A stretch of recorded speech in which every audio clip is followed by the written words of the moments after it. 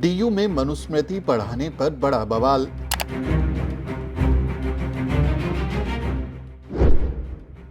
दुनिया की सबसे घटिया किताब क्यों पढ़ाना चाहता है डीयू?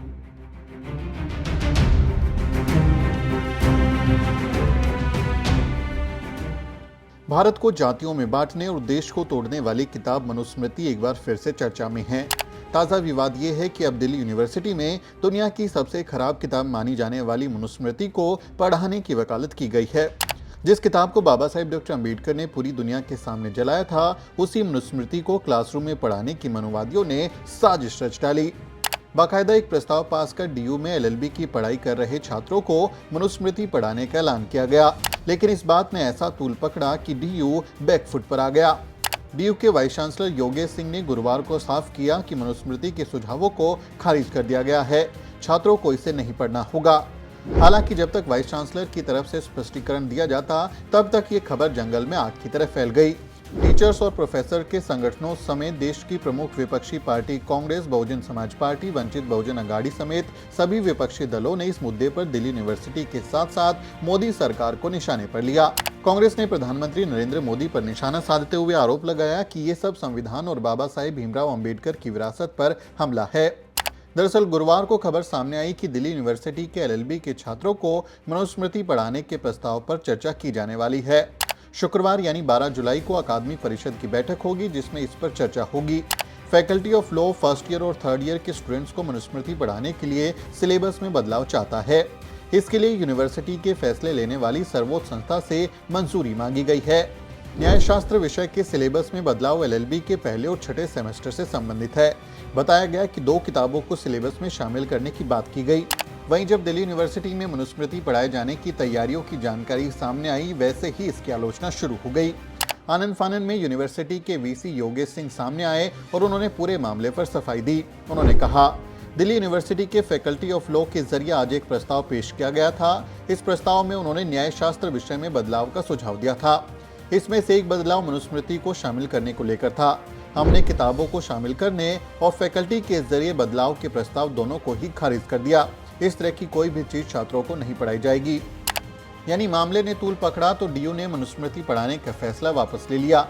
इस फैसले पर बसपा अध्यक्ष मायावती ने खुशी जाहिर करते हुए ट्विटर पर लिखा, भारतीय संविधान के मान सम्मान व मर्यादा तथा इसके समता मूलक एवं कल्याणकारी उद्देश्यों के विरुद्ध जाकर दिल्ली विश्वविद्यालय के विधि विभाग में मनुस्मृति पढ़ाए जाने के प्रस्ताव का तीव्र विरोध स्वाभाविक था तथा इस प्रस्ताव को रद्द किए जाने का फैसला स्वागत योग्य कदम है। परम पूज्य बाबा साहेब डॉक्टर अम्बेडकर ने खासकर उपेक्षितों व महिलाओं के आत्मसम्मान व स्वाभिमान के साथ ही मानवतावाद एवं धर्मनिरपेक्षता को मूल में रखकर सर्वस्वीकार भारतीय संविधान की संरचना की, जो मनुस्मृति से कतई मेल नहीं खाता। अतः ऐसा कोई प्रयास कतई उचित नहीं है। मनुस्मृति दुनिया की सबसे घटिया किताब है और वह चतुर्वर्ण को जायज ठहराते हुए शूद्रों और महिलाओं को गुलाम बनाने की व्यवस्था करती है। इसलिए बाबा साहेब डॉक्टर अम्बेडकर ने 25 दिसंबर 1927 को मनुस्मृति दहन किया था। आज भी हर साल मनुस्मृति दहन दिवस मनाया जाता है। बाबा साहेब के पोते और वंचित बहुजन अघाड़ी के अध्यक्ष प्रकाश अम्बेडकर ने डीयू में मनुस्मृति को पढ़ाने की खबरों के बीच एक्स पर लिखा, मुझे खुशी है कि दिल्ली विश्वविद्यालय ने लॉ फैकल्टी के छात्रों को जातिवादी, महिला विरोधी मनुस्मृति पढ़ाने के प्रस्ताव को अस्वीकार कर दिया। यदि ऐसा नहीं होता तो मैं बाबा साहेब के नक्शे कदम पर चलता, दिल्ली जाता और कुलपति कार्यालय के सामने मनुस्मृति की एक प्रति जलाता। जन्म के आधार पर ऊंच नीच और इंसान में भेदभाव को सही बताने वाली दुनिया की सबसे घटिया किताब मनुस्मृति किसी भी स्कूल या कॉलेज में पढ़ाने लायक नहीं है।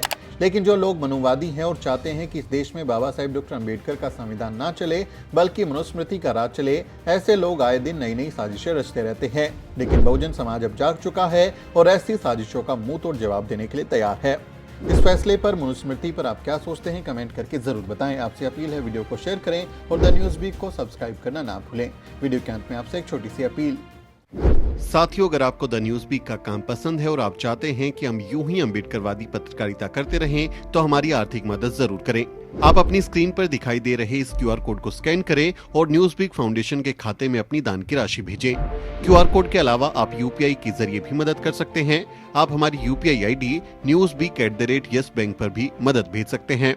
इसके अलावा आप हमारे अकाउंट में भी मदद भेज सकते हैं। खाते का नाम है news week foundation, account number है 02358870000640। IFSC कोड है YESB0000 235। बैंक का नाम यस बैंक है और ब्रांच है नेहरू पैलेस, दिल्ली।